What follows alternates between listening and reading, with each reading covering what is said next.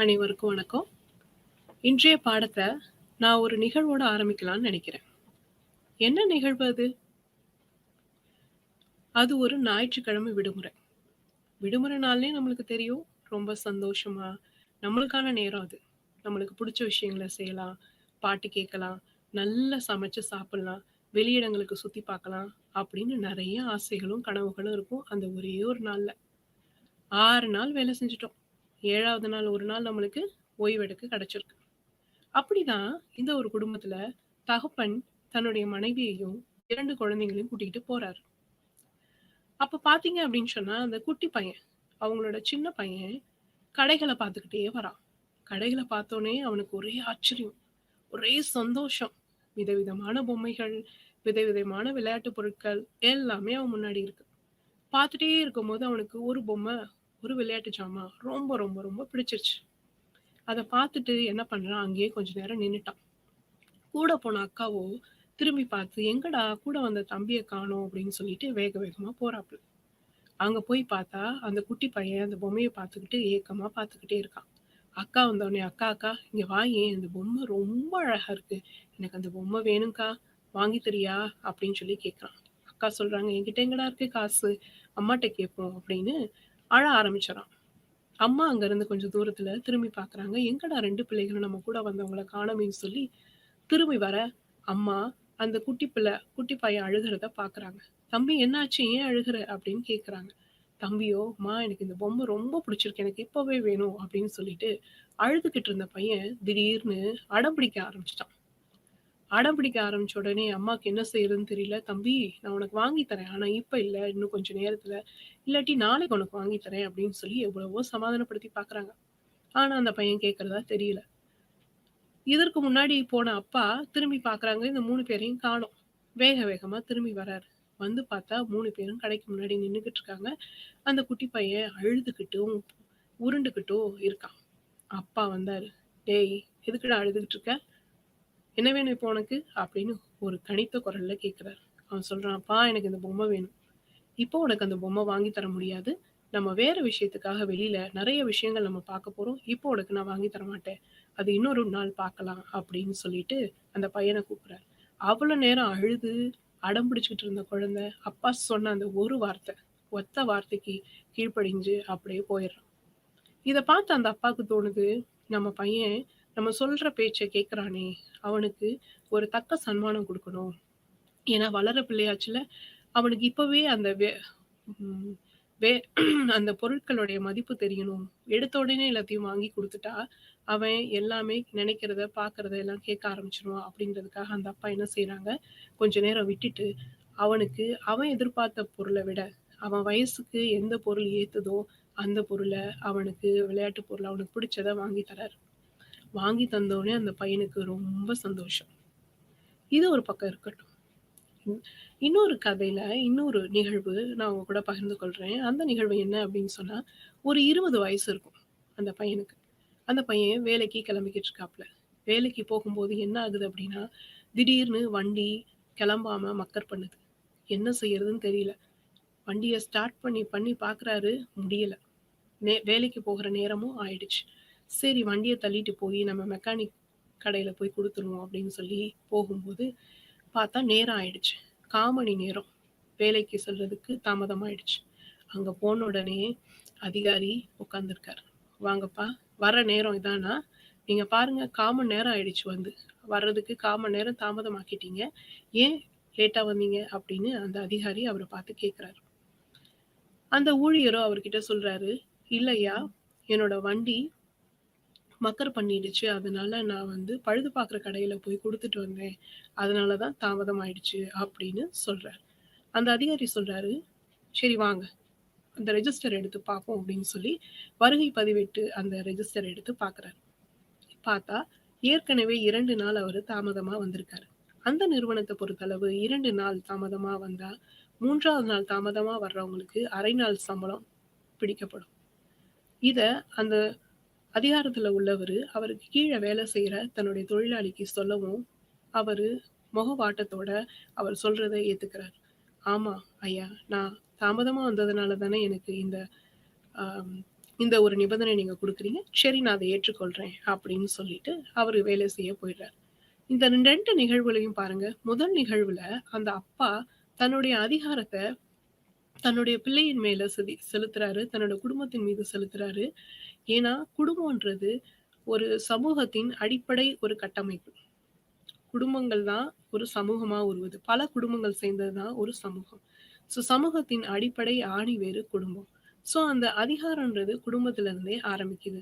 அடுத்த நிகழ்வுல பார்த்தீங்க அப்படின்னு சொன்னா, அந்த இளம் வயசு அந்த 20 வயது உள்ள தம்பி வேலைக்கு போகும்போது என்ன நடக்குது அப்படின்னா, அவர் தாமதமா போனதுனால உயர் அதிகாரிகள்ட்ட இருந்து அவருக்கு வேறு விதமான நடவடிக்கைகள் எடுக்கப்படுது. அங்கேயும் ஒரு அதிகாரம் செலுத்தப்படுது.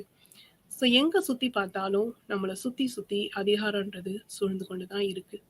இப்ப இந்த அதிகாரத்த பத்தி இங்க பேசுறதுக்கு என்ன அவசியம் அப்படின்னு உங்கள சில பேருக்கு தோணலாம். இன்னைக்கு நம்ம படிக்க போற பாடம் இந்த அதிகாரத்த பத்தியும், அதிகாரத்துவத்த பத்தியும் தான் நம்ம படிக்க போறோம். இந்த அதிகாரத்துவம் அப்படின்னா என்ன? இத யார் சொல்லியிருக்கா? அப்படின்றத நம்ம பார்ப்போம். இந்த அதிகாரத்துவம் இத இங்கிலீஷ்ல பியூரோக்ரசின்னு சொல்லுவாங்க. மேக்ஸ் வெபர் அதாவது மேக்ஸ்மிலியன் காரல் எமில் வெபர் இவர் தான் இந்த அதிகாரத்துவத்தை பத்தி பேசியிருக்காரு. அது மட்டும் இல்ல, இவரை பத்தி நம்ம தெரிஞ்சுக்கிட்டா மட்டும்தான் இவருடைய மற்ற கொள்கைகளும் கோட்பாடுகளும் அவர் சொன்ன விஷயங்களையும் நம்ம தெரிஞ்சுக்க முடியும். அதற்கு நம்ம இவர் வாழ்ந்த காலத்தையும் இவர் வளர்ந்து வந்த குடும்ப பின்னணியும் இவர் பார்த்து வந்த சமூகத்தையும் நம்ம தெரிஞ்சுக்கிட்டா மட்டும்தான் அவரால எப்படி இந்த ஒரு ஆழமான ஒரு தத்துவத்தை சொல்ல முடிஞ்சது அப்படின்றத நம்மளால தெளிவா புரிஞ்சுக்க முடியும். இந்த மேக்ஸ்மிலியன் கார்ல் எமில் வெபர் இவர் எந்த நாட்டுல பிறந்தார் தெரியுமா? ஜெர்மனி நாட்டுல டொரிங்கா அப்படின்ற ஒரு மாநிலத்துல யூஃப்ரட் நகரத்துல 21ஆம் தேதி ஏப்ரல் மாசம் பிறந்திருக்காரு. நம்ம இப்ப இருக்கிறதும் ஏப்ரல் மாசம் தான். இன்னும் 10 நாள் போனா மேக்ஸ் வெபரோட பிறந்த நாளை நம்ம கொண்டாடலாம். அந்த மாதிரி ஒரு நாட்டுல ஒரு மாநிலத்துல ஒரு மாநகரத்துல பிறந்திருக்காரு. அவரோட தந்தை யாருன்னு பார்த்தீங்க அப்படின்னு சொன்னா, அவர் மிகப்பெரிய ஒரு அரசியல்வாதி. அரசியல்வாதினாவே நம்மளுக்கு நல்லா தெரியும். அவருக்கு நெறைய பணபலன், பதவி பலன், அதுக்கப்புறம் நெறைய மக்களுடைய பழக்கங்கள், வழக்கங்கள் எல்லாமே அவர்கிட்ட இருக்கும். அந்த மாரி தான் மேக்ஸ் வெபரோட அப்பா கிட்டயும் இருந்துச்சு. அது மட்டும் இல்ல, மேக்ஸ் வெபரோடைய அப்பா ஒரு ஆடம்பரமான வாழ்க்கை வாழ்றதுல ரொம்ப பிரியமுள்ளவரு. எத எடுத்தாலும் ஆடம்பரமா செலவு செய்யறது, ஆடம்பரமா தன்னுடைய வாழ்க்கைய வாழ்றதுன்னுமா இருந்தாரு. ஆனா மேக்ஸ் வெபரோட தாயோ அப்படி இல்ல. அவங்க ஒரு மத கோட்பாடுடன் வாழ்ந்த ஒரு பெண்மணி. அது மட்டும் இல்ல, அவங்க அழகான ஒரு மதிப்பீட்டு வாழ்க்கைய வாழ ஆரம்பிச்சாங்க. இப்படி தகப்பனுக்கும், தாய்க்கும் நிறைய கருத்து வேறுபாடுகள் இருக்கு. மேக்ஸ் வெபருடைய அம்மாவுக்கும், அப்பாவுக்கும் இடையில ஒரு இறுக்கமான திருமண வாழ்க்கை தான் போய்க்கிட்டு இருந்துச்சு. இந்த மாதிரி ஒரு கால சூழல்ல தான் மேக்ஸ் வெபர் வளர ஆரம்பிக்கிறாரு. தன்னுடைய தாயோட நடத்தையும், தன்னுடைய தகப்பனோட நடத்தையும் கவனிக்க ஆரம்பிக்கிறாரு. அத கவனிக்க கவனிக்க அவருக்குள்ளே ஒரு மன உளைச்சல், ஒரு உளவியல் தொந்தரவுன்னு சொல்லுவாங்கல்ல, அது மாரி ஒரு உளைச்சலுக்கு ஆளாகுறாரு. இப்ப ஆளாகுறதுனால அவருக்கு 4 வயசுல ஒரு மூளை காய்ச்சல் அப்படின்ற ஒரு நோய் வருது. அப்புறம் பின்னால அந்த நோயிலிருந்து அவரு விடுபடுறாரு. அப்புறம் திரும்பி அவங்களுடைய குடும்பத்தோட சந்தோஷமா வாழ ஆரம்பிக்கிறார். அப்புறம் பள்ளிக்கு போக ஆரம்பிக்கிறார். சின்ன வயசுல பள்ளிக்கு நம்ம போறோம் அப்படின்னு சொன்னா, சின்ன பிள்ளைங்க இப்ப இருக்க சின்ன பிள்ளைங்கள நம்ம பார்த்துட்டு இருக்கோம்ல, எப்படி போவாங்க? சில பேர் சந்தோஷமா போவாங்க, சில பேர் வருத்தத்தோட போவாங்க, சில பேர் படிக்கணும்னு போவாங்க, சில பேர் ஃப்ரெண்ட்ஸோட விளையாடணும்னு போவாங்க, சில பேரு நல்லா சாப்பிடலாம், அங்க தூங்கலாம், என்னன்னாலும் பண்ணலாம். நம்மளுக்கு புடிச்ச சில விஷயங்கள செய்யறதுக்கு வாய்ப்பு கிடைக்கும், அப்படின்ற ஏக்கத்தோட போவாங்க. அப்படிதான் இந்த மேக்ஸ் வெபரும் பள்ளிக்கு போக ஆரம்பிச்சாரு. மேக்ஸ் வெபர் போன காலத்துல பார்த்தீங்கன்னா, இவருக்கு அவ்வளவா விளையாட்டு மேல ஆர்வமே இல்ல. ஆனா சின்ன பிள்ளைங்கள நம்ம பார்த்தோம் அப்படின்னா, அவங்களுக்கு படிப்பு மேல தான் ஆர்வம் இருக்காது. ஆனா மேக்ஸ் வெபர் கொஞ்சம் சற்று வித்தியாசமான ஆளா இருக்காரு. அவருக்கு படிப்பு, புத்தகங்கள் அப்படின்னா கொள்ளை பிரியமாயிடுச்சு. ரொம்ப ரொம்ப ஆசையா புத்தகங்கள வாசிக்கிறது, புத்தகங்கள வாங்குறது அப்படியுமா இருந்தாரு. எந்த வயசுல? ரொம்ப சின்ன வயசுல. அப்படி படிச்சுட்டு இருக்கும்போது, அவருடைய புத்தகங்கள் எதை நோக்கி தேர்வு செய்யப்படுது அப்படின்னு பார்த்தீங்க அப்படின்னா, அறிவியல் சார்ந்த புத்தகங்கள், வரலாற்று சார்ந்த புத்தகங்கள், மேலும் மொழி சம்பந்தமான புத்தகங்கள தான் அவர் வாங்கி விரும்பி படிக்கிறார்.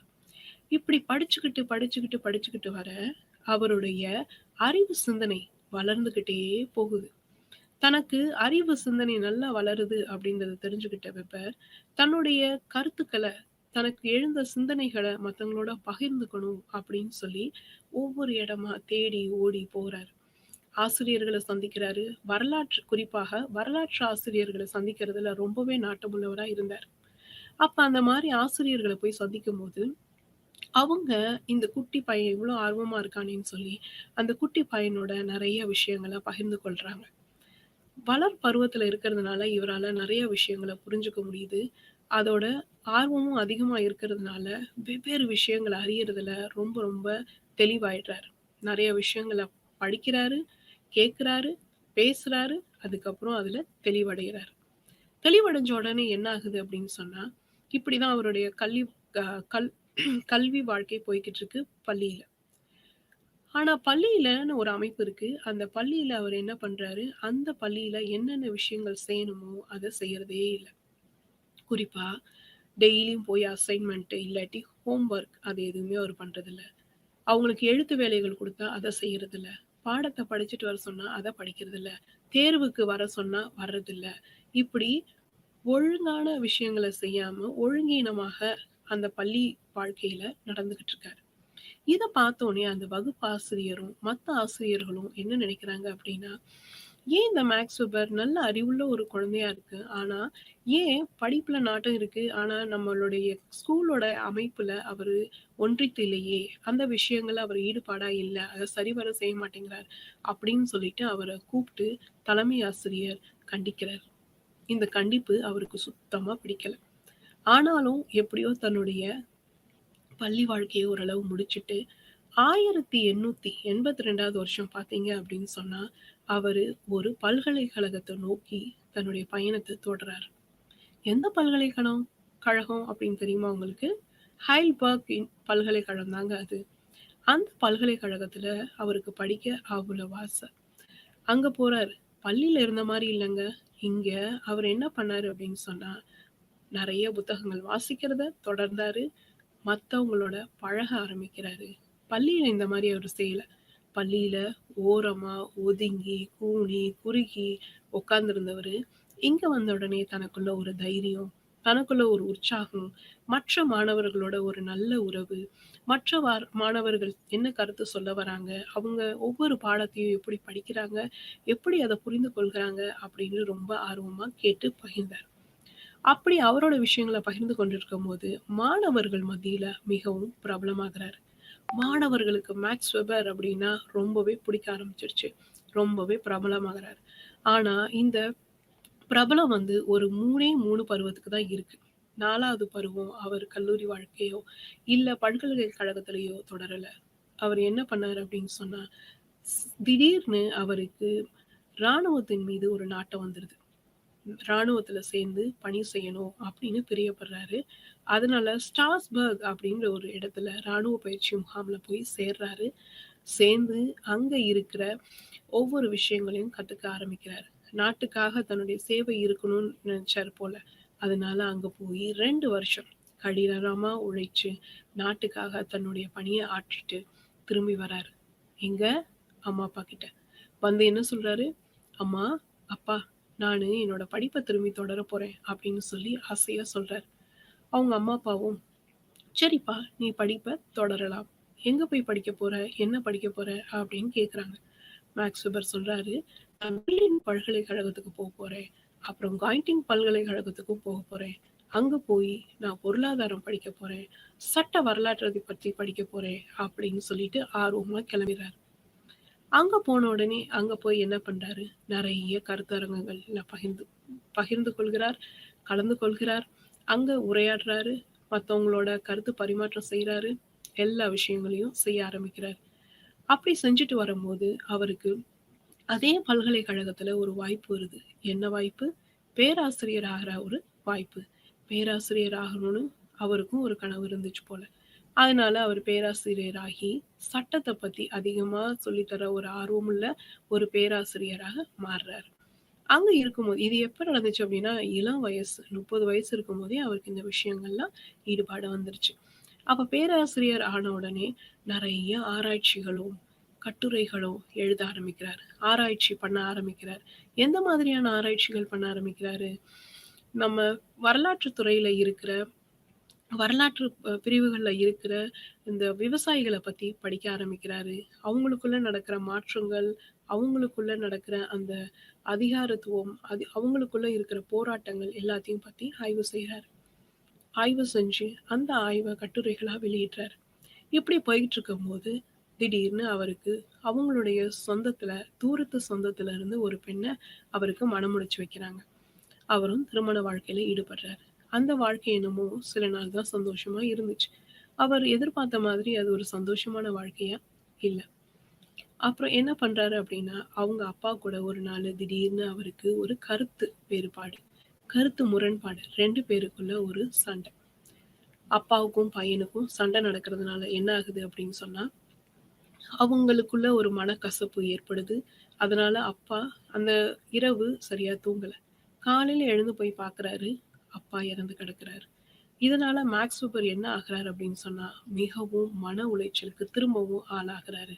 அதனால வேலை செஞ்சுக்கிட்டு இருந்த பேராசிரியர் வேலைய ராஜினாமா பண்ணிட்டு, திரும்பவும் அவர் வீட்டுக்குள்ள போய் முடங்க ஆரம்பிக்கிறாரு. மன உளைச்சலுக்கு ஆளாகி என்ன செய்யறதுன்னு தெரியாம, தன்னுடைய தந்தையோட சாவுக்கு தான் காரணமோ அப்படின்னு சொல்லி அவருக்குள்ளே கூனி குறுகி கவலைப்பட்டு கண்ணீர் விட்டு அழுக ஆரம்பிக்கிறாரு.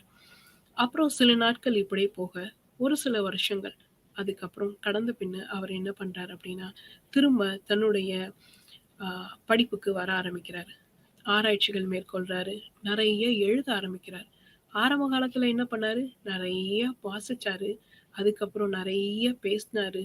நெறைய பகிர்ந்துக்கிட்டாரு. நெறைய ஆராய்ச்சி பண்ணாரு. ஆராய்ச்சிக்கு அப்புறம் நெறைய எழுத ஆரம்பிச்சாரு. அப்படி எழுத, எழுத, எழுத நெறைய விஷயங்கள் அவர் எழுத ஆரம்பிச்சாரு. நெறைய விஷயங்கள பார்க்க ஆரம்பிச்சாரு. ஏன்னா, அவரு பொருளாதாரத்துக்கு மீதும் அவருக்கு மிகுந்த ஆர்வம் இருந்துச்சு. அதனால அத பத்தியும் கட்டுரைகள் எழுத ஆரம்பிச்சாரு. அத பார்க்கவும் ஆரம்பிச்சாரு. அப்படி ஆரம்பிக்கும்போது நெறைய விஷயங்கள் எழுத வரும். அப்படி பிரபலமாயிட்டே வராரு. மேக்ஸ் வெபருடைய கருத்துக்கள் மக்கள் மத்தியில பிரபலமாகுது. பிரபலமாயிட்டே வரும்போது, ஒரு காலத்துல அவர் என்ன பண்றாரு அப்படின்னு சொன்னா, ஒரு ஒரு வயசுல வந்து அவருக்கு குறிப்பா 14 ஜூன் 1920ஆம் ஆண்டு வயதுல இறந்து போயிடுறாரு. இறந்தது வந்து சாதாரண ஒரு காய்ச்சல் அப்படின்னு தான் சொன்னாங்க. பின்னால தான் தெரிய வருது, அவர் நிமோனியா காய்ச்சல்னால இறந்திருக்காரு அப்படின்னு சொல்லி. ஸோ இன்று நம்முடைய மேக்ஸ் வெபர் இல்லதான். ஆனா, அவர் விற்று சென்ற அந்த கருத்துக்கள், அவருடைய சிந்தனைகள், அவருடைய ஆழ்ந்த கோட்பாடுகள், அவருடைய தத்துவங்கள் எல்லாம் நம்ம இன்னைக்கு பாடமா படிக்க போறோம். இதுதான் மேக்ஸ் வெபருடைய வாழ்க்கை வரலாறு. இது எல்லாருக்கும் புரிஞ்சிருக்கும்னு நான் நம்புறேன். மேக்ஸ் வெபர் ஜெர்மானிய அரசியல் பொருளியலாளர், சமூகவியலாளர். பொருளியலாளர்னா நம்மளுக்கு தெரியும். சமூகவியலாளர்லாம் யாரு? சமூகத்த நல்லா உற்று கூர்ந்து கவனிச்சு, அதுல நடக்கிற ஒவ்வொரு செயல்பாடுகளையும் கவனித்து, அது எந்த மாதிரி சரி செய்யலாம்? அது சரியா தான் நடந்துகிட்டு இருக்கா? அப்படின்றத பார்த்து, உள்வாங்கி, அத திருத்தம் செய்யற அளவுக்கு தான் மேக்ஸ் வெபர் நெறைய கட்டுரைகளும், ஆராய்ச்சிகளும் மேற்கொண்டாரு. இவர் பொது நிர்வாகத்துறை, சமூகவியலிலும் தற்கால ஆய்வுகளை தொடங்கி வைத்தவர் என கருதப்படுகிறது.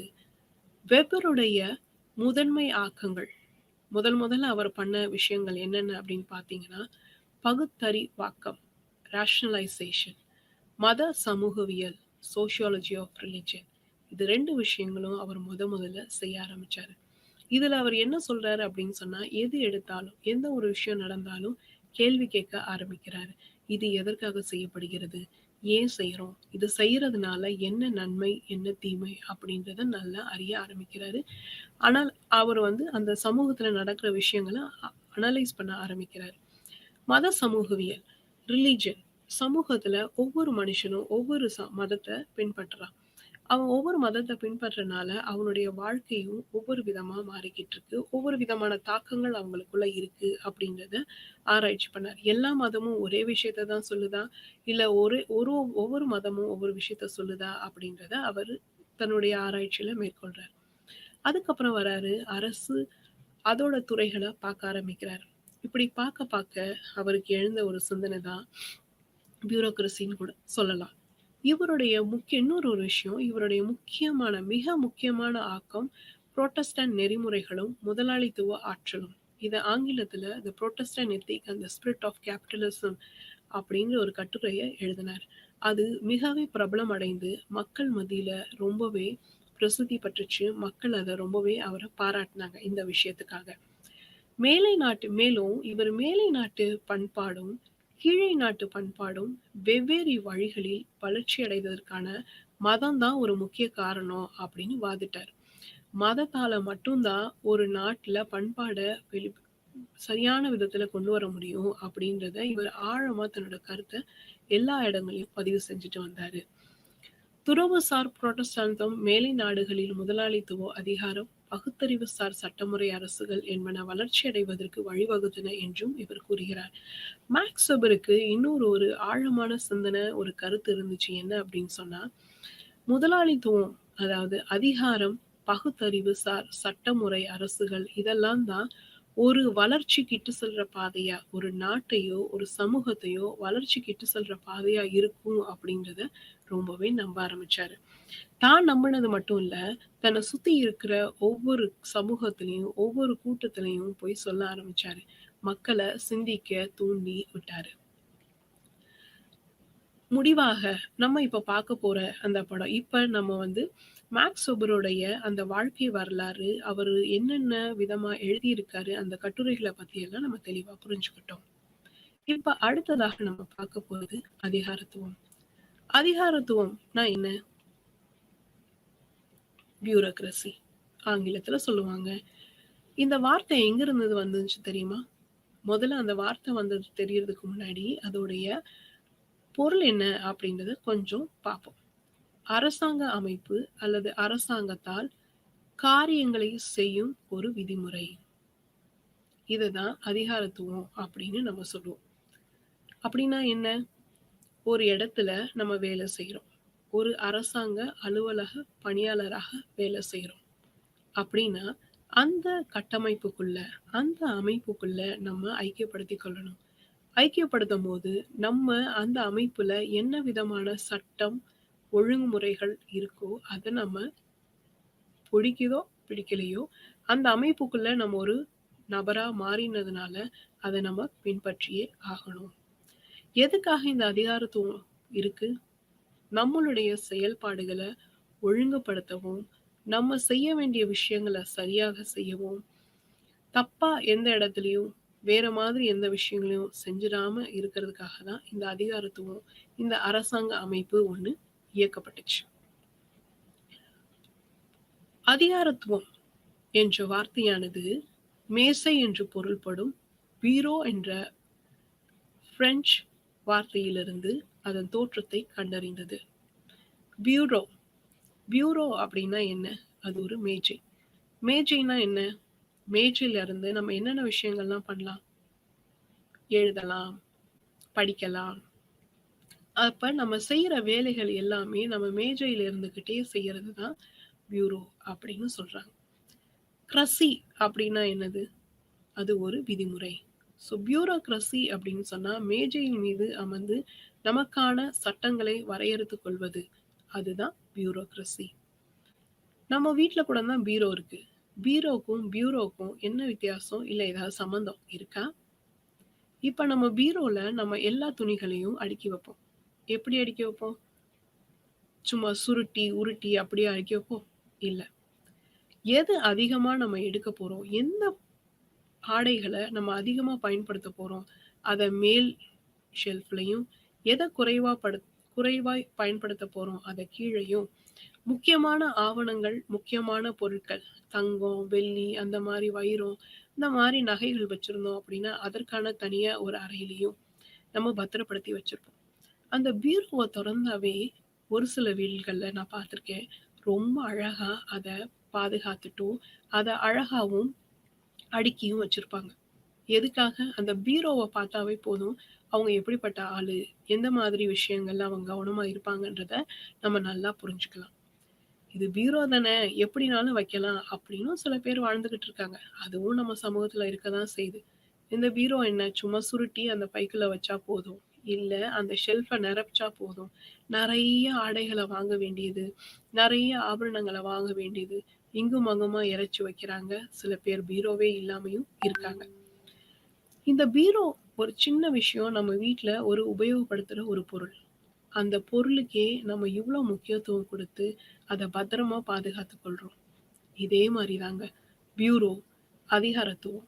நம்ம ஒரு அலுவலகத்துல, ஒரு அமைப்புல இருக்கும்போது, அங்க ரொம்ப கவனமா, ரொம்ப ஞானத்தோட, ரொம்ப பொறுமையோட, நிதானத்தோட நெறைய விஷயங்கள கவனிக்கணும். ஒவ்வொரு விஷயங்களையும் அதிக கவனத்தோட செஞ்சு தான் நம்ம ஒவ்வொரு காரியத்தையும் செய்ய முடியும். அப்ப அந்த அதிகாரத்துவம் எல்லார்கிட்டயும் குடுத்துருவாங்களா? குடுக்க மாட்டாங்க. பீரோ சாவிய வீட்ல அம்மா எல்லார்கிட்டயும் குடுப்பாங்களா? இல்லையே! பீரோ சாவிய தன்னோட பைக்குல தான் வச்சுப்பாங்க. ஏன் அப்டின்னா, தனக்கு தான் தெரியும் அந்த பீரோவ எப்படி நல்ல விதத்துல பயன்படுத்த முடியும். எந்த விதமான பொருட்கள அந்த பீரோக்குள்ள வைக்க முடியும். தேவையில்லாத பொருள சின்ன பிள்ளைங்க கிட்ட குடுத்தீங்க அப்படின்னு வச்சுக்கோங்க அந்த பீரோ சாவிய. அந்த குட்டி பிள்ளைங்க என்ன பண்ணுவாங்க, அவங்களுடைய விளையாட்டு ஜாமான், அத மண்ணுல போட்டு ஒழப்பி, தண்ணீய ஊத்தி, ஊறுன பொருளு, எல்லா பொருளையும் தூக்கி அந்த பீரோக்குள்ள வப்பாங்க. அப்ப அம்மாக்கு அது 2 வேல. அதோட தான்கிட்ட இருந்த முக்கியமான ஆவணங்கள் எல்லாமே சேரும் சகதியா மாறும். தண்ணீய ஊத்தி அத பாழ்படுத்திருவாங்க. அதனால பீரோ சாவிய அம்மா ரொம்ப பத்திரமாவே வச்சுப்பாங்க. அம்மா மட்டும் இல்லங்க. வர் குடும்பத்துக்கு வரப்போற மருமக வந்தாலும், வரப்போற மருமகளா இருந்தாலும், தன்னுடைய தாய் அந்த சாவிய குடுக்குறதுல ரொம்பவே கவனமா இருப்பாங்க. நம்ம எல்லாருக்குமே தெரியும். மருமகள் ஆனோனே, "நீ முதல்ல போயி உங்க அத்தைகிட்ட பீரோ சாவிய வாங்க முயற்சி பண்ணு." அப்படின்னு தான் ஒவ்வொரு வீட்லயும் தன்னுடைய மகள்கிட்ட சொல்றாங்க. எல்லாரும் சொல்றாங்கன்னு சொல்ல முடியாது. ஒரு சில வீட்கள்ல சொல்றாங்க. அப்போ குறிப்பா அந்த பீரோவ எல்லாரும் கையில இது பண்ணா, அது ஒரு அதிகாரம். வீட்ல பெண்களுக்கான ஒரு அதிகாரம்னு நம்ம சொல்லலாம்.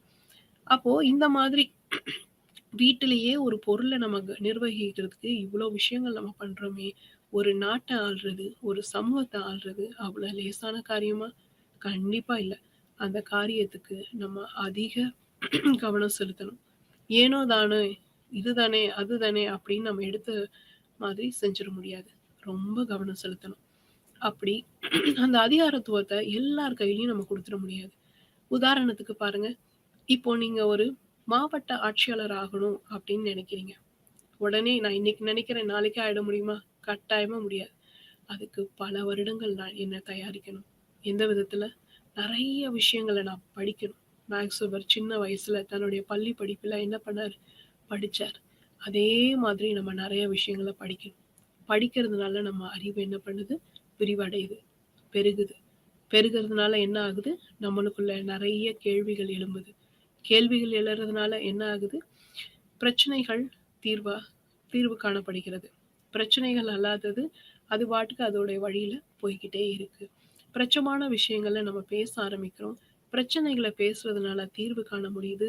தீர்வு காண்றதுனால நம்ம சமூகத்த ஒரு நல்ல ஒரு முன்னேற்ற பாதையில கொண்டு போக முடியுது.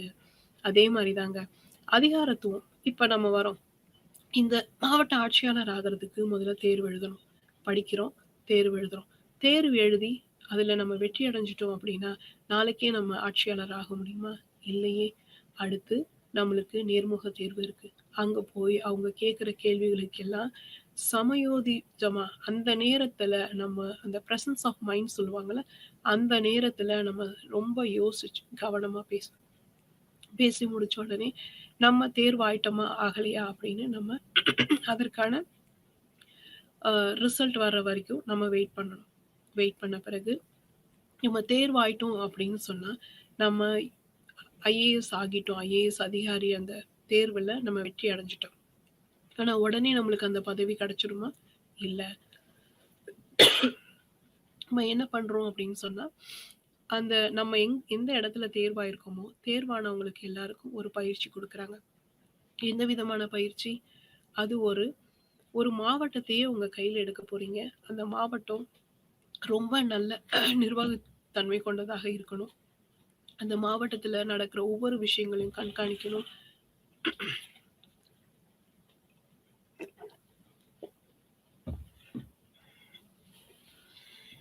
மன்னிக்கவும்.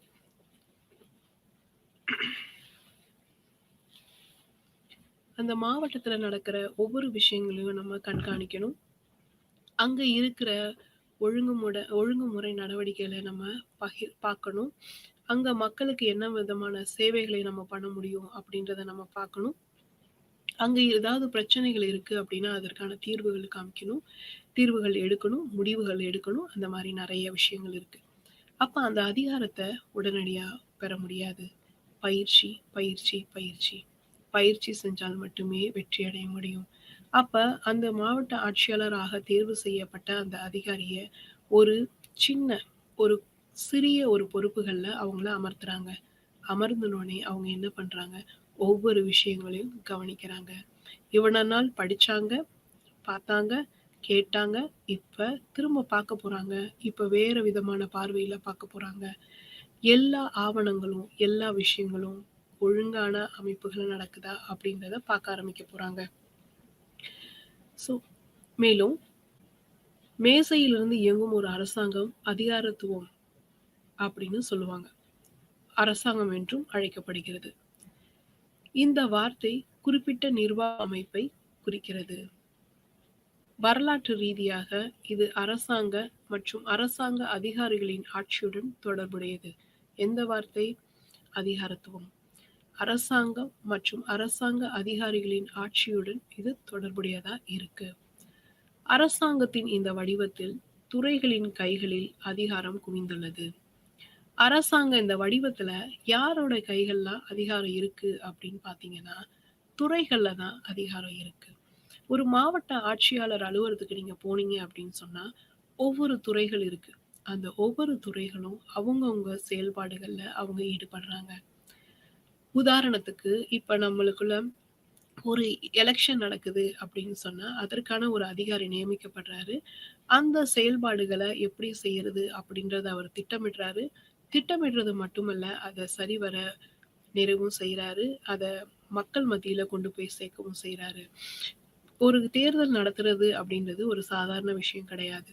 அதுல எவ்வளவு மக்கள் தொகை இருக்காங்க, எத்தன பேர் அதுல ஓட்டு போடுறதுக்கு தகுதியானவங்க இருக்காங்க, எத்தன பேரு ஆண்கள் இருக்காங்க, பெண்கள் இருக்காங்க, தொகுதி வாரியா எவ்வளவு மக்கள் இருக்காங்க, எவ்வளவு பேர் இன்னும் ஓட்டு போடுறதுக்கு வயது இல்லாம இருக்காங்க, ஓட்டு போட வயது வந்தும் எத்தன பேருக்கு அந்த ஓட்டர் ஐடி இல்லாம இருக்கு அப்படின்ற விஷயங்கள் ஒவ்வொன்னத்தையும் பார்க்கணும். அது மட்டும் இல்ல. அந்த தேர்தல நடத்துறதுக்கு முறையான பயிற்சிகள், அங்க போற அந்த அதிகாரிகள், குறிப்பா அரசாங்க அலுவலகத்துல வேலை செய்ற ஆசிரியர்களோ, இல்ல அலுவலக மக்களோ அந்த பணியில ஈடுபடுத்தப்படுவாங்க. அப்போ முதல்ல அவங்களுக்கு போகும்போது, அவங்களுக்கு பயிற்சி அளிக்கணும். அவங்களுக்கு எப்படி அந்த ஒவ்வொரு இயந்திரங்களும் செயல்படுது அப்படின்றத பத்தி அவங்களுக்கு தெளிவாக சொல்லி தரணும். அதுல இருக்கிற ஒவ்வொரு விஷயங்களையும் சொல்லி தர்றதுல ரொம்ப ரொம்ப கவனம் செலுத்தணும். இப்படிதான் ஒவ்வொரு துறைகளையும் இது உதாரணத்துக்கு ஒரு துறைய தான் சொல்றேன். இதே மாதிரி சமூக நலத்துறை, அதுக்கப்புறம் மருத்துவத்துறை, இந்த மாரி வெவ்வேறு துறைகள் இருக்கு. ஒவ்வொரு துறைகளுக்கும் அதற்கான வேலைகளை அவங்க சரிவர செஞ்சுட்டு வரணும். இது எல்லா துறைகளையும் யாருக்கு அடியில இருக்கு அப்படின்னா, மாவட்ட ஆட்சியாளர் கையில தான் இருக்கு. அவருக்கு அடியில தான் அவர் தான் உயர் அதிகாரி. அவருக்கு கீழ தான் மத்த அதிகாரிகள், மத்த துறைவார் அதிகாரிகள் வேலை செய்றாங்க. அப்போ அவங்க ஒவ்வொரு தடவையும் தன்னுடைய மாவட்ட ஆட்சியாளரிடம் அவங்க அந்த கணக்க போய் என்ன நடந்துச்சு, என்ன எவ்வளவு தூரம் போய்க்கிட்டு இருக்கு அப்படின்ற விஷயங்கள அவருக்கு அன்றாடம் போய் தெரியப்படுத்தணும். அது அவங்களுடைய கடமை. சமூகவியலாளர்கள் அதிகாரத்துவத்தை நிர்வாகத்தின் ஒரு வடிவமாக கருதுகின்றனர். சமூகவியலாளர்கள் நம்ம தான். அதிகாரத்துவத்தை நிர்வாகத்தின் ஒரு வடிவமாக கருதுகின்றனர். ஒரு நிர்வாகத்த நிர்வகிக்கணும் அப்படின்னு சொன்னா, கண்டிப்பா அதுக்கு ஒரு அமைப்பு வேணும். அந்த அமைப்ப நிர்வகிக்கிறதுக்கு ஒரு சிலர் கையில தான் அதிகாரத்த குடுக்கணும். அந்த குடுக்குற அதிகாரம் அவங்க முறையாக பயன்படுத்துறாங்களா அப்படின்றத மேற்பார்வை பார்க்கறதுக்கும் ஒரு சில அதிகாரிகள நம்ம நியமிக்கணும். இது பல்வேறான இலக்குகளை தொடரும் முறையான நிறுவனங்களில் காணப்படுகிறது. இது அரசாங்க அலுவலகங்கள்ல மட்டும் இல்லங்க. பொது நிறுவனங்கள், தனியார் நிறுவனங்கள், தனியா ஒரு குட்டி நிறுவனமா இருக்கலாம், பெரிய நிறுவனமா இருக்கலாம், ஒரு தொண்டு நிறுவனமா இருக்கலாம், ஒரு பள்ளியா இருக்கலாம், ஒரு கல்லூரியா இருக்கலாம், என்னவானாலும் இருக்கலாம். ஆனா எல்லா இடங்கள்லயும் இந்த நிர்வாகிக்கிற தன்மை இருக்கணும். அதுல ஒரு வடிவம் இருக்கணும். அந்த வடிவம் சரியாக செயல்படுறதுக்கு சிறந்த அதிகாரிகள அதுல அமர்த்தணும் அப்படின்னு சொல்றாங்க. இப்ப இந்த அதிகாரத்துவத்துக்குன்னு சில பண்புகள் இருக்கு. 1 இல்ல, 2 இல்ல, 12 பண்புகள். இது யார் சொல்லியிருக்காங்க அப்படின்னா, மேக்ஸ் வெபர் சொல்லியிருக்காரு. முதல் பண்பு, நிலையான உத்தியோகபூர்வ அதிகார வரம்பு. அப்படின்னா என்ன? நிலையான அப்படின்னு சொன்னா, மாற்றமே இல்லாம, என்னைக்குமே நிரந்தரமா இருக்கிற உத்தியோகபூர்வ அதிகார வரம்பு. அப்படின்னு சொன்னா, இவங்களுக்குள்ள ஒரு எல்லைய வரையறுத்துக் கொள்றது. உதாரணத்துக்கு இப்ப பார்த்தீங்க அப்படின்னு சொன்னா, நம்ம கடலோர பகுதியில, குறிப்பா இந்த ராமேஸ்வரம், ராம்நாட் அந்த பகுதிகள் எல்லாம் அடிக்கடி மீனவர்கள் வந்து இலங்கை பகுதிக்கு போயிட்டாங்க, இலங்கை பகுதிக்கு போயிட்டாங்க, இலங்கை சிறையில வந்து அடைக்கப்பட்டிருக்காங்க அப்படின்னு சொல்லி நம்ம அதிகமா செய்தித்தாள்கள்ல வாசிக்கிறோம், செய்திகளையும் கேட்கவும் செய்றோம். அப்போ இலங்கை அரசாங்கத்துக்கு போறாங்க அப்படின்னு சொன்னா, நம்ம இந்திய அரசாங்கம் அதுக்குன்னு ஒரு எல்லைய வரையறுக்குது. இந்த எல்லைய தாண்டி நீங்க அந்த பக்கம் போயிட்டீங்க அப்படின்னு சொன்னா, நீங்க இலங்கை பகுதிக்கு போனதாக அர்த்தம். அப்ப அதுக்கு ஒரு வரம்பு அவங்க நிர்ணயிக்கிறாங்க. உத்தியோகபூர்வமாக, வேலையின் நிமித்தமாக அவங்க உதாரணத்துக்கு அந்த கடலோர பகுதியில வேலை செய்ற அந்த நேவி ஆஃபீசர்ஸ், கடலோர அந்த ஆஃபீசர்ஸ் எல்லாம் அவங்களுக்கு இவ்வளவுதான் எல்லை, இதுதான் இந்த எல்லையை தாண்டி அந்த பக்கம் போனா நம்ம நாடு கிடையாது, நம்ம நாட்டோட எல்லை இதோட முடியுது அப்படின்ற அவங்களுக்கு அது வரைக்கும் தான் அவங்க எந்த அதிகாரத்தையும் அவங்க பயன்படுத்த முடியும். அதை தாண்டி எல்லைப்புறத்துல இலங்கை பகுதியில இருக்கிற ஒரு மீனவனை பிடிச்சோ அவங்க இந்த பக்கம் வந்தாலோ பாத்துக்கலாம். ஆனா அவங்க எல்லையில போய் அவங்கள நம்ம பிடிக்க முடியாது. இன்னொரு உதாரணம், இப்போ ஏதோ ஒரு நம்ம ரோட்ல போய்கிட்டு இருக்கோம். ஏதோ ஒரு பொருள் தொலைஞ்சு போயிடுச்சு. அப்ப நம்ம என்ன செய்வோம்? கதறி அழுவோம். மத்தவங்கள உதவிக்கு அழைப்போம். யாருமே நம்மளுக்கு உதவி செய்யல. திருடனோ பறிச்சுட்டு போயிட்டான். பொருள பறிச்சுட்டு போயிட்டான். ஒரு நகையோ, ஒரு பர்ஸோ, ஒரு பணமோ எதுவா கூட இருக்கலாம். பறிச்சுட்டு போயிட்டான். அப்ப நம்ம என்ன பண்ணுவோம்? கொஞ்ச நேரம் அழுதுட்டு இருப்போம். அதுக்கப்புறம் தான் யோசிப்போம். நம்ம இதுக்கு ஏதாவது ஒரு முடிவு எடுக்கணும். எங்கேயாவது போய் சொல்லணும். எங்கனாலும் போய் சொல்லலாமா? எடுத்த உடனே நேரா போய் நான் சென்னைக்கு போய் இருக்கிற ஆஃபீசர்ஸ நான் பார்க்குறேன். அங்க இருக்கிற அதிகாரிகள நான் போய் பார்க்குறேன். உடனடியா தீர்வு காண முடியாது. நம்மளுக்குன்னு ஒரு எல்லை இருக்கு. உதாரணத்துக்கு இப்ப நம்ம கூடல் நகர்ல இருக்கோம் அப்படின்னு சொன்னா, கூடல் நகர்ல எந்த காவல் நிலையம் இருக்கோ, அந்த காவல் நிலையத்துல தான் நம்ம போய் நம்மளுடைய புகார தெரிவிக்க முடியும். அந்த எல்லைக்கு உட்பட்ட பகுதிகள்ல தான். அதுக்கு மீறி நம்ம அதுக்கு பக்கத்துல ஊருக்கு போனா கூட, அது வேற வேற ஒரு ஒரு நிலையத்துக்கு, வேற ஒரு காவல் நிலையத்துக்கு நம்ம போற மாரி தான் வரும்.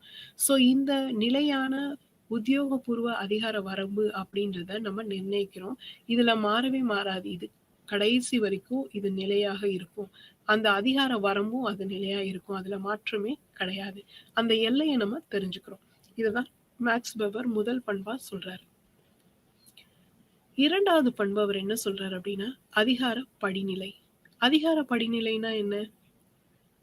உயர் அதிகாரி, அவருக்கு கீழ வேலை பார்க்குற, அவருக்கு கீழ லோயர் கிரேட் உள்ள ஒரு அதிகாரி, அப்படி ஒவ்வொரு நிலையிலேயும் வெவ்வேறாக பிரிக்கப்படுறாங்க. உதாரணத்துக்கு இப்ப நம்ம ஒரு பள்ளிக்கோ, ஒரு கல்லூரிக்கோ, இல்ல ஒரு அலுவலகத்துக்கோ போறோம்னு வச்சுக்கோங்க. அப்போ போற இடத்துல நம்ம என்ன பண்ணுவோம்? எடுத்த உடனே நம்ம போய் அங்க இருக்கிற தலைமை ஆசிரியரோ, இல்ல ஒரு முதல்வரையோ, இல்ல ஒரு உயர் அதிகாரியோ நம்மளால சந்திக்க முடியாது. முதல்ல அந்த கேட்ல இருக்கிற அந்த நில கதவுகளுக்கு இருக்கிற முதல்ல அந்த வாட்ச்மேன் கிட்ட, காவலாளி கிட்ட நம்ம முறையா சொல்லிட்டு, அவர் நம்மளுக்கு அது அனுமதி குடுத்தால் மட்டுமே நம்ம உள்ளே செல்ல முடியும். உள்ள போனாலும் நம்ம உடனே வந்து நம்ம ஒரு தலைமை ஆசிரியரோ, இல்ல ஒரு முதல்வரையோ பாத்துற முடியாது. அதுக்குன்னு ஒரு வழிமுறைகள் இருக்கு. அதே மாதிரி இப்போ உதாரணத்துக்கு வகுப்புல ஒரு ஆசிரியர் பாடம் நடத்திக்கிட்டு இருக்காங்க. பக்கத்து வகுப்புல இருந்து அதிகமா சத்தம் வருது. அப்படின்னு சொன்னா, உடனே அந்த ஆசிரியர் அங்க போய் அவங்கள ஏதாவது கண்டிக்க முடியுமா? ஒரு சில வகுப்புகள்ல ஒரு சில துணிச்சலான ஆசிரியர்கள் போய் அவங்க கண்டிக்கிறதுக்கும் வாய்ப்பு இருக்கு. ஆனா, அங்க போய் நம்ம கண்டிச்சோம் அப்படின்னா, பின் விளைவுகள் உங்களுடைய வகுப்ப மட்டும் நீங்க கவனித்தா போதுமானது. உங்க அதிகாரத்துக்கு இந்த பிள்ளைங்க உட்படல. அதனால நீங்க கவனிக்க வேணாம் அப்படின்ற பிரச்சனையும் எழுறதுக்கு வாய்ப்பு இருக்கு.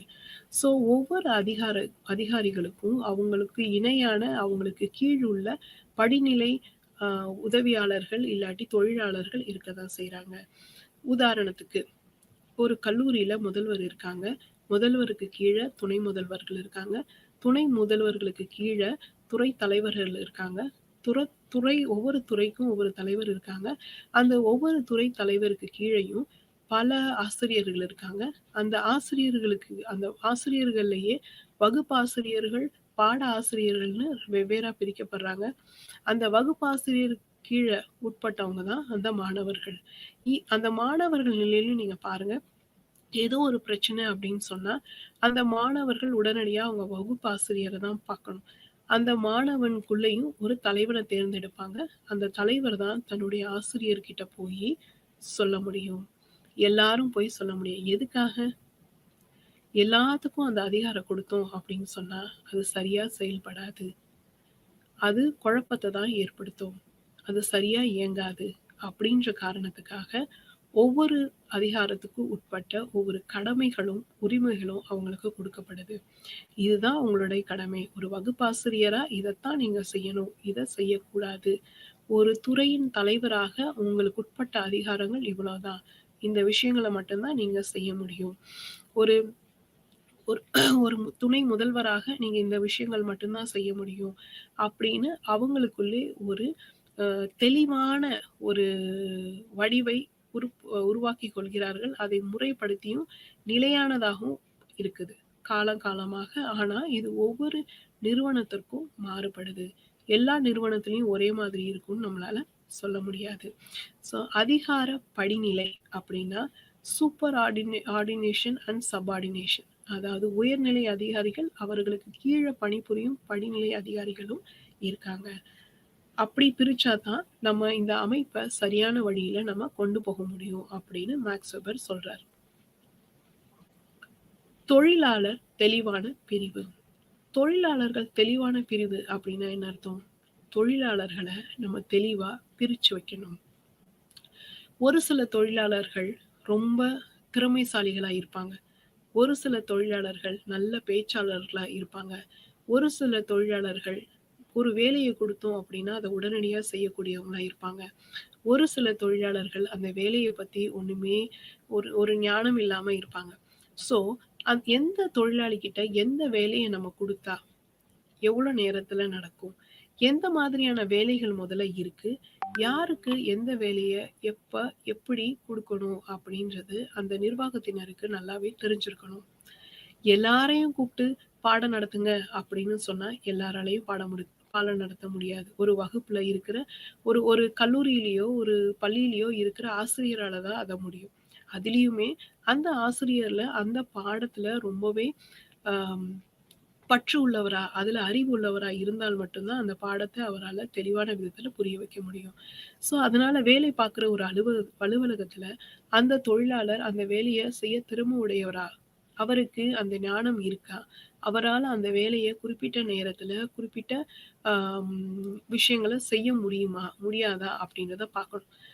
இப்ப நம்ம ஒரு ஒரு அலுவலகத்துல இருக்காங்க. அங்க வந்து ஒரு அட்டெண்டர் இருக்காரு. அவரோட வேலை என்ன?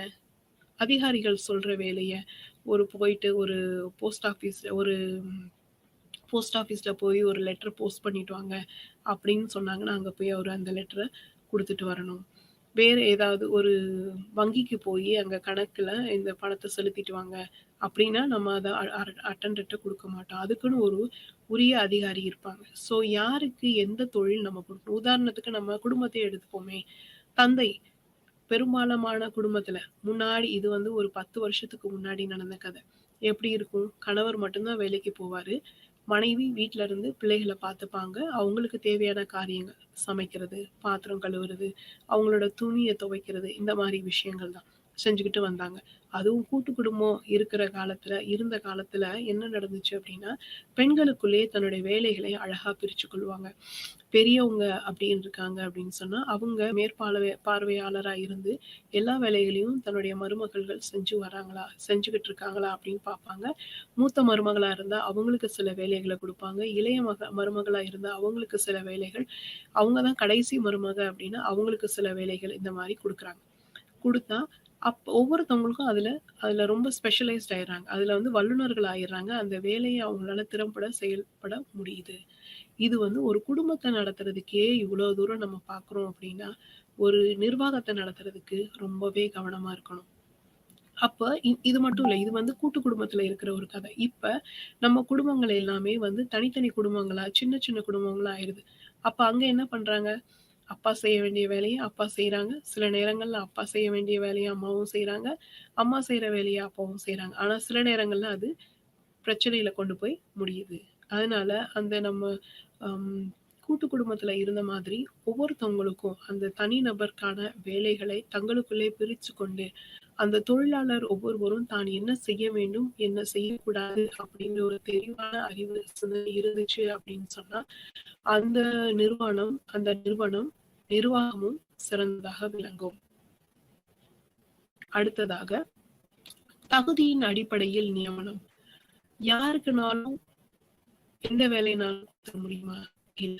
ஒரு பட்டதாரியா இருக்காங்க. அந்த பட்டதாரியால என்ன வேலைகள் செய்ய முடியும்? அந்த பட்டதாரி என்றவர் அவர் எந்த பாடப்பிரிவு படிச்சிருக்காரு? அந்த பாடப்பிரிவின் அடிப்படையில அவருக்கு எந்த வேலைகள குடுக்கலாம்? அப்படின்ற மாரி பார்த்து, தகுதியின் அடிப்படையில தான் நியமனம் செய்யணும். ஒருத்தவங்கள வேலைக்கு நம்ம அமர்த்துறோம் அப்படின்னு சொன்னா, அவங்களால அந்த வேலைகள செய்ய முடியுமா? அதுல அவங்களுக்கு எத்தன வருஷம் அனுபவம் இருக்கு? அப்படின்றத பார்த்து அவங்க வேலைய குடுக்கணும். உதாரணத்துக்கு இப்ப அதிகமா பெண்கள் வந்து வேலைக்கு ஆரம்பிச்சுட்டாங்க. வேலைக்கு வர்றதுனால வீட்டு வேலைகள அவங்களால சில பெண்களால வீட்டு வேலைகள்ல கவனம் செலுத்த முடியல.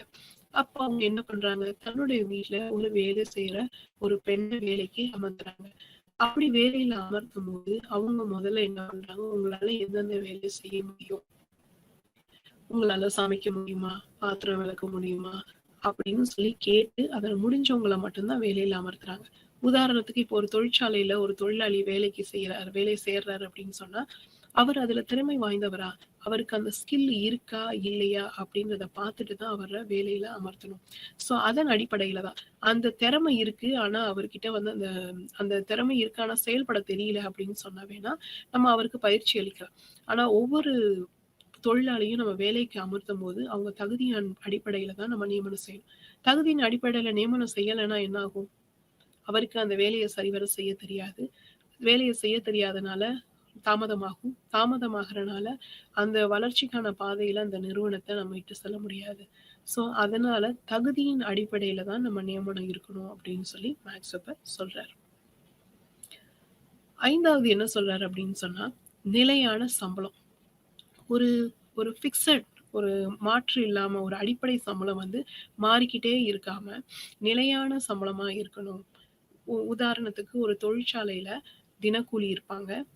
அப்புறம் அ டெம்பரரி அதாவது டெம்பரரி பேசிஸ்ல சில எம்ப்ளாயீஸ் இருப்பாங்க. சில பேரு பெர்மனன்ட் நிரந்தரமான வேலையில இருக்கிற எம்ப்ளாயீஸும் இருக்காங்க. ஸோ அவங்களுக்கு தகுந்த சம்பளத்த அவங்களுடைய பிரிவுக்குட்படுத்த அவங்களுக்கு இருக்கிற திறமைகளின் அடிப்படையில அவங்களுக்கு நிலையான சம்பளத்த குடுக்கணும். அந்த சம்பளத்த மாறி, மாறி போன வாரம் ரூ. 500 இந்த வாரம் ரூ. 1000 அடுத்த வாரம் ரூ. 200 அப்படின்னு மாத்தி, மாத்தி குடுக்காம, அது நிலையான சம்பளமா இருக்கணும். அதோட நம்ம வேலைக்கு அமர்த்தும்போதே அந்த சம்பளத்த பத்தி ஒரு தெளிவான ஒரு பேச்சு, தெளிவான ஒரு முடிவு, தெளிவான ஒரு கலந்துரையாடல் இருந்தால் மட்டுமே, அது நம்ம அந்த பணியாளர்கள அமர்த்தும்போது வேலைகளும் சரிவன செய்வாங்க. ஏன்னா, வேலை பார்க்குறதே அந்த சம்பளத்த வாங்குறதுக்காக தான். அந்த சம்பளத்த நம்ம சரியா பேசல, உங்களுக்கு சம்பளம் வந்து சரியா சொல்லல அப்படின்னு சொன்னா, எந்த ஒரு தொழிலாளியும் வேலைக்கு வரமாட்டாங்க. அது மட்டும் இல்ல, ஓய்வூதியத்த பற்றியும் தெளிவா அவங்க கிட்ட பேசிக்கணும். வேலையில அமர்த்தும்போது, இந்த வேலைக்கு ஓய்வூதியங்கள் இருக்கா? இல்லையா? இது அந்த கட்டுப்பாட்டுக்குள்ள வருதா? இல்லையா? அப்படின்றத தெரிஞ்சு தான் அவங்கள வேலைக்கு நம்ம அமர்த்தணும். அப்ப வேலை பார்க்கும்போதே இந்த நிலையான சம்பளத்த பத்தியும் பேசணும். வேற விதமான அந்த பெனிஃபிட்ஸ் எல்லாமே அவங்களுக்கு கிடைக்குதா? அப்படின்றத நம்ம பார்த்துக்கணும். அலுவலகம் மற்றும் அலுவலக கோப்புகளை பராமரித்தல். இப்போ நம்ம ஒரு நிர்வாகம் இருக்கு. ஒரு நிறுவனத்துல நம்ம வேலை செய்றோம் அப்படின்னு சொன்னா, வேலை செய்யும்போது நம்ம நமக்கு வர்ற ஒவ்வொரு ஆம் கடிதங்களாக இருக்கட்டும், ஒவ்வொரு படிவங்களாக இருக்கட்டும், இல்ல ஒரு கோப்புகளா இருக்கட்டும், அது எல்லாத்தையுமே நம்ம சரிவர பயன்படுத்தணும். நம்ம இதுக்கு முன்னாடி இருந்தவங்க வேலை செஞ்சு அவங்க இப்ப ரிட்டயர் ஆயிட்டாங்க. அவங்க இப்ப பணியில இருந்து ஓய்வு பெற்றாங்க. அவங்கள நம்ம அவங்கள போய் நம்ம கேட்டு என்ன செய்யுது, ஏது செய்யுதுன்னு கேட்கிறோம் அப்படின்னா, சில பேர் நல்லா சொல்லுவாங்க, சில பேர் நல்லா சொல்ல மாட்டாங்க. இந்த கோப்புகள சரி பராமரித்து நம்ம அவங்க தொந்தரவு பண்ண வேண்டிய அவசியம் இல்ல. அந்த அலுவலகம் சரியா இயங்குது. எந்த ஒரு அலுவலகமும் சரி இயங்குதா, இயங்கலையா அப்படின்றத அதோட கோப்புகள பார்த்தாவே நம்மளால தெளிவா புரிஞ்சுக்க முடியும். அத நம்ம அந்த மாதங்கள்ல ஒவ்வொரு மாதம் அந்த கோப்புகள நம்ம சரிவர அ மெயின்டெயின் பண்ணி பராமரிச்சுட்டு வந்தோம் அப்படின்னு சொன்னா, நம்மளுக்கு எந்த பிரச்சனைகளும் இல்ல. அந்த அலுவலகம் 10 வருஷத்துக்கு முன்னாடி அந்த அலுவலகம் இப்படி இயங்கப்பட்டது. இப்ப இருக்கிற காலகட்டத்துல அந்த அலுவலகங்கள் இந்த மாரி இயக்கப்படுகிறது. உதாரணத்துக்கு, நம்ம இப்ப அந்த கோவிட் காலத்துல நெறைய பேரு, நெறைய அலுவலகங்கள்ல இருந்து தன்னுடைய அ தொழிலாளர்கள வெளிய அனுப்பிட்டாங்க. நம்மளுக்கு இதெல்லாம் தெரிஞ்ச விஷயம் தான். அப்ப அந்த அலுவலகத்துல யார வேலையில அமர்த்துனாங்க, யார வேலையிலருந்து நீக்குனாங்க அப்படின்ற அந்த கோப்புகள்லாம் சரியாக இருந்துச்சு அப்படின்னா, எதிர்காலத்துல திரும்பவும் அந்த வேலை செஞ்ச அந்த தொழிலாளர கூப்பிடுறதுக்கான ஏன்னா அவர் திறமை சாய்ந்த அ திறம திறமை நிறைந்த ஒரு தொழிலாளரா இருக்க வாய்ப்பு இருக்கு. அப்ப அவர நம்ம வேலைக்கு திரும்பவும் அமர்த்தணும் அப்படின்னு சொன்னா, நம்மளுடைய நிறுவனம் ஒரு அடுத்த நிலைக்கு போக தகுதியுள்ள நிறுவனமாக மாறுறதுக்கான வாய்ப்பு இருக்கு. அதனால அலுவலகம்னு நிறுவனம்னு ஒண்ணு இருந்துச்சு. நிறுவனத்துல நம்ம வேலை செய்றோம் அப்படின்னா, கோப்புகள பராமரிக்கிறது ரொம்ப ரொம்ப முக்கியம். அந்த கோப்புகள பராமரிக்க நம்ம தவறிட்டோம் அப்படின்னு சொன்னா, அந்த அலுவலகம், அந்த நிறுவனம் சரியாக செயல்பட முடியாது. முழு நேரம் மற்றும் நீண்ட கால சேவை அடிப்படையில் அதிகாரிகள் நியமித்தல். முழு நேர பணியாளர்கள நம்ம அவங்கள பணியில அமர்த்தணும். சில பேரு பகுதி நேர பணியாளர்கள் இல்லாட்டி 2 மணி நேரங்கள் மட்டுமே வேலை செய்றவங்கள நம்ம வேலைக்கு அமர்த்த முடியாது. ஏன் அப்படின்னா, அவங்களால சரியா கவனம் செலுத்த முடியாது. அவங்க வேற வேற வேலைகள்ல ஈடுபட்டிருந்தாங்க அப்படின்னு சொன்னா, நம்மளுடைய நிறுவனத்த நம்ம அடுத்த நிலைக்கு கொண்டு போக தவறிடுவோம். அதனால முழு நேரம் மற்றும் நீண்ட கால சேவை அடிப்படையில அதிகாரிகள் நியமிக்கணும். ஒரு 1 மணி நேரம் கூட 1 மணி நேரம் வேலை நேரம் வந்து காலை 9 மணியிலிருந்து மாலை 5 மணி. ஆனா, இன்னைக்கு முடிக்க வேண்டிய வேலைகள் இன்னும் கொஞ்சம் தாமதம் ஆகுது. இன்னும் 1 மணி நேரம் ஆகுது அப்படின்னு சொன்னா, அந்த தொழிலாளர் அந்த அலுவலகத்துல பணி செய்ற ஒரு நபர் என்ன பண்ணணும் அப்படின்னா, அதற்கு தயார் நிலையில இருக்கணும். இது என்னுடைய நிறுவனம். இந்த நிறுவனத்திற்காக நான் உழைப்பேன் அப்படின்னு சொல்லி அவர் தயார் நிலையில இருக்கிறவரா இருக்கணும். ஸோ அந்த மாதிரி நீண்ட கால சேவை அடிப்படையில் அதிகாரிகளை நியமித்தல் வேண்டும். அடுத்ததாக, தனிப்பட்ட விஷயம் மற்றும் உத்தியோகபூர்வ பிரச்சனைகளுக்கு இடையிலான வேறுபாடு. இந்த தனிப்பட்ட விஷயத்தையும், இந்த உத்தியோகத்தையும் சேர்த்து நம்ம அ பிரச்சனைக்குள்ளாக்கிடக்கூடாது. குறிப்பாக நெறைய அதிகாரிகள் என்ன பண்றாங்க அப்படின்னு சொன்னா, கடைநிலை ஊழியர்கள தன்னுடைய வீட்டு வேலைகள செய்யறதுக்கு அவங்கள உட்படுத்துறாங்க. அந்த மாரி எதுவுமே பண்ணக்கூடாது. தனிப்பட்ட விஷயம் வேற, தன்னுடைய பட்ட விஷயங்கள கொண்டு வந்து நம்ம அலுவலக பணிகளோட சேர்த்து, அந்த அலுவலக பணியாளர்களை தன்னுடைய வீட்டு விஷயங்கள கொண்டு வந்து செய்ய விடக்கூடாது. அந்த வேறுபாடுகள மிகவும் தெளிவாக அந்த வேலையில அமர்த்துற அந்த உயர் அதிகாரி அத தெளிவாக அவர்கிட்ட சொல்லிறணும். இல்ல வேலை அமர்த்த பிறகு அந்த உயர் அதிகாரி அவர வேறு விதமா பயன்படுத்துறார் அப்படின்னா, அந்த நேரத்துல அவருக்கு அந்த பிரச்சனையிலிருந்து அவர மீட்டெடுக்கணும். ஸோ தனிப்பட்ட விஷயம் மற்றும் உத்தியோகபூர்வமான பிரச்சனைகள போட்டு 2யும் குழப்பிக்க கூடாது. ரொம்பவே தெளிவாக தனிப்பட்ட விஷயங்கள் வேறு, உத்தியோகபூர்வமான விஷயங்கள் வேறு அப்படின்றதுல ரொம்பவே தெளிவா இருக்கணும்.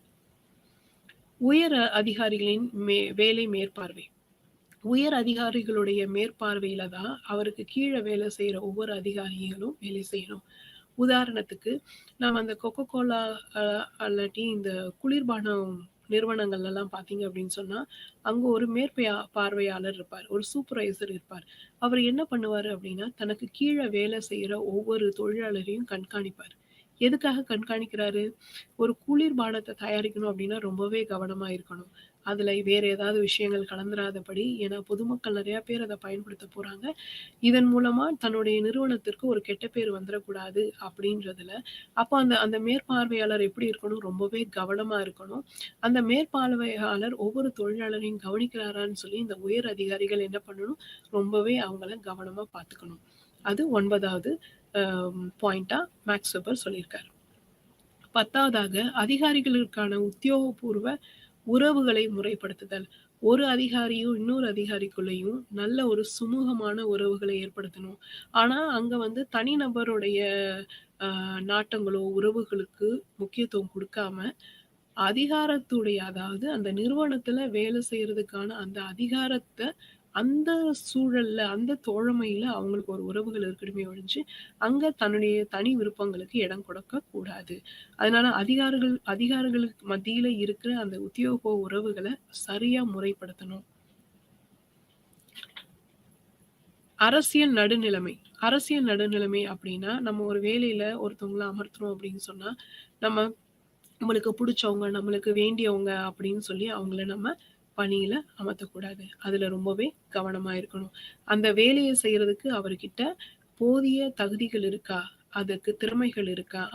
அவருனால அந்த வேலைய செய்ய முடியுமா? அப்படின்றத தான் நம்ம பார்க்கணுமே ஒழிஞ்சு, நம்மளுக்கு புடிச்சவரு, நம்மளுக்கு தெரிஞ்சவரு, நம்ம வீட்டு பக்கத்துல இருக்காரு அப்படின்னு சொல்லிட்டு நம்ம நடுநிலைமை தவறி இருக்கக்கூடாது. நடுநிலைமையோட நம்ம செயல்படணும்.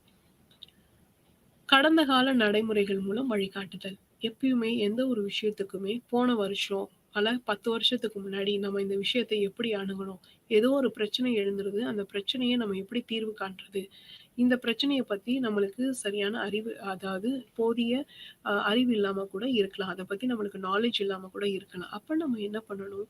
ஏற்கனவே அந்த கோப்புகள நம்ம சரிவர அ பராமரித்து வந்திருந்தோம் அப்படின்னு சொன்னா, அந்த காலத்துல, அந்த கட்டத்துல எந்த மாதிரியான அம் தீர்வுகள எடுத்தாங்க அப்படின்றது நம்மளுக்கு தெரிய வரும். அத நம்ம தெரிஞ்சுக்கிட்டோம் அப்படின்னு சொன்னா, நம்ம இப்ப எதிர்கொள்ற பிரச்சனைய சுமூகமா நம்ம தீர்க்க முடியும். ஸோ மேக்ஸ் வெபர் இந்த 12 பண்புகள மிகவும் ஆழமாகவும், தெளிவாகவும் சொல்றார். எதுக்காக அப்படின்னா, ஒரு நிறுவனத்த அதிகாரப்பூர்வம்ன்றது அதிகாரத்த கையில எடுக்கிறது கிடையாது. அந்த அதிகாரத்த சரியான முறையில பயன்படுத்தணும். அவரு ஒவ்வொரு விஷயத்தையும் ரொம்பவே கூர்ந்து கவனிச்சு, அந்த ஒவ்வொரு விஷயங்களுமே ரொம்பவே கவனம் செலுத்தியிருக்காரு. அவ்வளோதான் மேக்ஸ் வெபருடைய 12 பண்புகள். இப்போ நம்ம ஒரு சுருக்கமா நம்ம இதுவரைக்கும் இந்த ஒரு மணி நேர வகுப்புல நம்ம என்ன பார்த்துருக்கோம் அப்படின்றத நம்ம சுருக்கமா ஒரு நினைவுபடுத்தல் பண்ணிக்கலாம். முதல்ல நம்ம மேக்ஸ் வெபர்ன்றவர் யாரு? அவர் எந்த மாதிரியான குடும்ப சூழல்ல, அவர் வாழ்ந்த சமூக சூழல் நிலை, அவருக்கு எப்படி இந்த அறிவு சார்ந்த சிந்தனைகள், கருத்துக்கள் எப்படி அவருக்கு உருவாக்கப்பட்டுச்சு அப்படின்ற ஒரு பேக்கிரவுண்டுன்னு சொல்லுவாங்க. அத நம்ம வந்து படிச்சோம். அதுக்கப்புறம் அவர் நெறைய விஷயங்கள் பேசியிருக்காரு. ஆனா, இன்றைய வகுப்புல நம்ம பார்த்தது, அ அதிகாரத்துவத்த பற்றி மட்டும் தான். அந்த அதிகாரத்துவத்திலேயே அவரு 12 பண்புகள சொல்லியிருக்காரு. அந்த 12 பண்புகளும் எந்த ஒரு நிறுவனம் முறையாக அத கவனிச்சு, அத அப்படியே கடைபிடித்து வந்தாங்க அப்படின்னு சொன்னா, கண்டிப்பா அந்த நிர்வாகம் ஒரு ஆ வெற்றியை நோக்கி செல்ற நிறுவனமா இருக்கலாம். அந்த நிறுவனம் ஒரு வளர்ச்சி பாதையை அடையக்கூடிய ஒரு நிறுவனமா இருக்கலாம். இதன் மூலமா அவங்க நாட்டையே வளர்ச்சி பாதைக்கு செல்லக்கூடிய வழியும் வகுக்கலாம். ஸோ மேக்ஸ் வெபர் உடைய கருத்து உங்களுக்கு நல்லாவே ஆழமா பதிந்திருக்கும்னு நான் நம்புறேன். இப்ப நம்மளுக்கும் மேக்ஸ் வெபருக்கும் இதுல என்ன சம்மந்தம்? மேக்ஸ் வெபர் எங்கேயோ இருந்து பார்க்கல. தன்னை சுத்தி நடக்கிற விஷயங்கள பார்க்குறாரு. அங்க இருந்து பார்த்து அந்த சமூகத்துல நடக்கிற விஷயங்கள தான் பார்க்குறாரு, மக்கள்ட்ட பேசுறாரு, அ கேட்குறாரு. அப்புறம் அத ஆராய்ச்சி பண்றாரு. ஆராய்ச்சி பண்ணதுல கட்டுரைகளா எழுத ஆரம்பிக்கிறாரு. கட்டுரைகளா எழுத ஆரம்பிக்கிறதுனால, அவரு இன்னைக்கும் அவருடைய கருத்துக்கள எடுத்து நம்மளால படிக்க முடியுது. அவர் என்ன சொன்னாரு அப்படின்றத நம்மளால திரும்பி பார்க்க முடியுது. இதே மாரி தான் நம்மளும் சமூகவியல் பாடப்பிரிவுல இருக்கோம். சமூகத்த பத்தி நல்லாவே ஒரு சிறந்த கண்ணோட்டத்தோட நம்ம பார்க்கணும். அப்படி பார்த்தோம் அப்படின்னு சொன்னா, நம்மளுக்குள்ளேயும் நெறைய ஆ சிந்தனைகள் எழலாம். சமூகத்துல நம்மளாலயும் சில மாற்றங்கள கொண்டு வர முடியும். நன்றி. வணக்கம்.